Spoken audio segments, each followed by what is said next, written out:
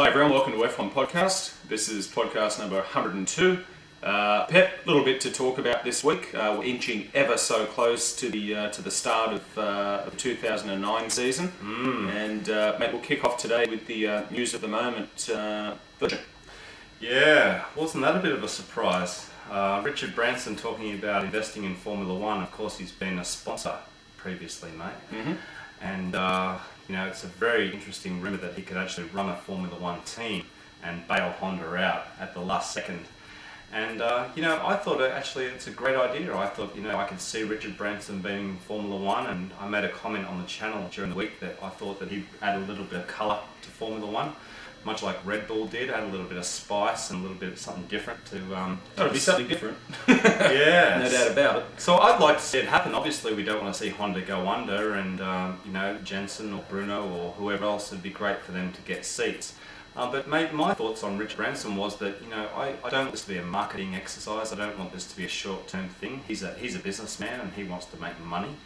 And he wants to promote his brand, of course. So I just hope that if it does happen, that he stays in for a reasonable amount of time, mate. Yeah, fair enough. I think it is a marketing exercise, personally. The guy's not dull. I mean, he wants a return on his investment, no doubt about that. And he's made some comments that, yeah, I'd like to come in, but Formula One primarily for an owner's company, unless you're McLaren or Ferrari or BMW, is a loss-making exercise. And if I'm going to put the Virgin name out there, I want a return on my investment rather than just shelling out hundreds of millions of dollars. Yeah. Which is fair enough, but I think it'd be fantastic, a fantastic opportunity for the Virgin brand to get on board in Formula One. And you know, let's face it, every fortnight seeing your Virgin branded cars racing around the circuits of the world wouldn't be a bad thing. I don't think it'll happen though, but anyway. Yeah, you're right, and Richard's actually said that. He said he wants to have a little chat to Bernie and talk about the costs and talk about the running of a Formula One team. And, you know, as we said in our last podcast, you know, maybe it's a little bit late. You know, perhaps they may have let the run a little bit late, but yeah, if he can run that team and get a return. And of course, the return may not come in the year-to-year financial statements. It'll come from the branding and the, you know, what they can get from that brand. But I certainly hope it happens. And you know, let's just see, mate. Oh yeah, I totally agree. I don't want one less team on the grid this year. I think our sport will suffer for having one less team. And I still stick by what I said, that Honda or a rebranded Honda won't appear on the grid come 29 March. I'd like to be proven wrong, but I'd like you guys to let us know whether you think it's too late now for a rebranded Honda to appear on the grid at Albert Park. And the only other alternative, as far as I can see, is that there'll be a management buyout from Nick Fry and Ross Brawn. That may be a very last-minute thing, and as far as I can see, it's already gone last minute, but that might still happen. But all other options seem to have been exhausted. Pretty much, yeah. And even after we did our last video, there was that conversation that Bruno's personal sponsors were going to step up to the plate, and then after that they sort of denied that they'd actually ponied up the cash, Max. Yeah. So as usual, there's a little bit of, you know, things that have been leaked out on the internet, and the realities obviously can be a lot different. Yeah, I think you're right, and maybe you guys can tell us whether or not work's still being undertaken at the Honda factory for a potential 2009 Challenger. I've not read anything about it. I don't know whether the operation as a whole is completely shuttered to a halt, but I'd be curious to see if Fry and Brawn do end up doing a management buyout, whether they're going to do that with the prior knowledge, knowing that things are still progressing for an 09 Challenger. But if you guys can shed any light on that for us as to whether or not the Honda operation is still a going concern and they're still working on an 09 Challenger, that'd be great to know. Alright guys, well if you live at Brackley, send us an email.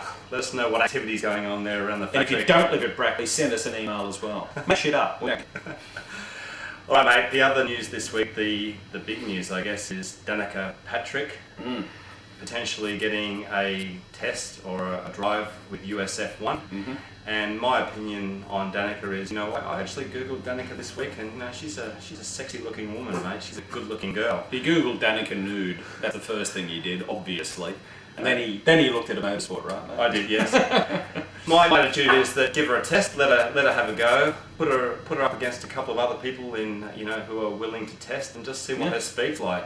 Some of you have said that you know, she has some speed and that she would be good for Formula One. But, you know, is it just because she's a hot woman, or is it because she's actually got genuine pace? So I'd actually like to see her, you know, do a few laps or, you know, a day at Jerez and just see how quick she is. And if she's any good, then, yeah, maybe give her a seat. Have a crack. But, again, going back to what we said about Branson, don't do it just for the marketing. It is great marketing, of course. It's been a long time since we've had a female driver in Formula 1, but...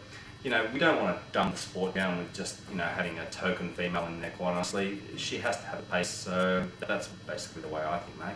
Yeah, and look, fair enough. I think it'd be an absolute marketing coup for Formula 1. Bernie would be salivating at the chance of actually having the female dollar being thrown, or the female euro being thrown at Formula 1. There's no doubt about that, and I can't, quite frankly, blame the guy.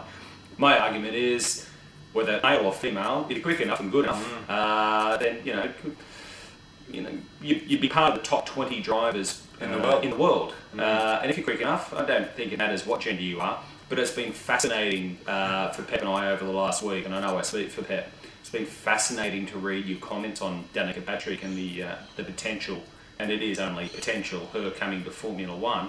A lot of you are dead set against it, and a lot of you are, hey, why not? Let's give her a shot, see what she does. I'm in the latter camp. I'm a firm believer of, look, if she tests well and she's got the pace, why not? Give her a shot. Yeah. And I'd say that about a young driver, whether male or female, at all, it's irrelevant to me. If you're quick enough and someone's prepared to back you, you know, off you go. Yeah. And I think Danica herself has said her phone hasn't rung yet, so she's still, you know, she's flattered by the opportunity. Of course she wouldn't, Max, who wouldn't be? Absolutely. And, but, you know, it is just rumour at this stage, so her, you know, she certainly hasn't fielded any calls, at least she hasn't admitted to that. So we'll have to wait and see on that one, mate. She did say, though, I will mention this, that she's more than happy to stay in North America and race around there. I mean, she's only a young lady, she's only 26 years of age, and you've got to weigh up the merits of, you know, going effectively all around the world on the world circus, the Formula 1 circus. Might not be her cup of tea, I don't quite know, but I think it's great that she's at least being mentioned, and what a great fit it would be for USF1. It would be. Stay tuned. Alright, well the other thing we've got to talk about this week is that the Williams has come out with its 09 livery, and for those of you who saw some photos about a week ago, I think it's pretty much exactly the same as that. I mean, we saw the car, but the livery has now come out with those white slashes across the side of the car. And mate, I said before, I think the Williams, as you know, the shape of the car is beautiful. I really like the shape of the car. I think it's a sexy car, Max. And the livery, well, you know, I think actually the interim livery is better. I like the interim livery more. Yeah, we both do. Yeah, but you know, I don't mind this livery that they've come out with, and actually the shape of the car, you know, the nose is quite fat, but I do like it, Max. Yeah, and that's a good call. Good call. It is a nice looking car, but the thing that I couldn't help but thinking when I saw the Williams in its 09 livery is just how basic it looks compared to the RB5. If I look at the front wing of the Williams compared to what Adrian Newey's done on the RB5, it looks like a basic package to me. And I'm hoping that that's only a testing package, but it's just something that, you know, whether it be the RB5, irrespective of the fact that Webber's driving for Red Bull, that's not what I'm getting at. And the cap you're wearing right now? Yeah. It just looked basic to me. A tight, neat package, no doubt about it. The Williams, they always put out a good looking car, let's face facts. But yeah, I just thought, comparatively speaking, it looked pretty basic, but I'm sure that that will change as the season progresses.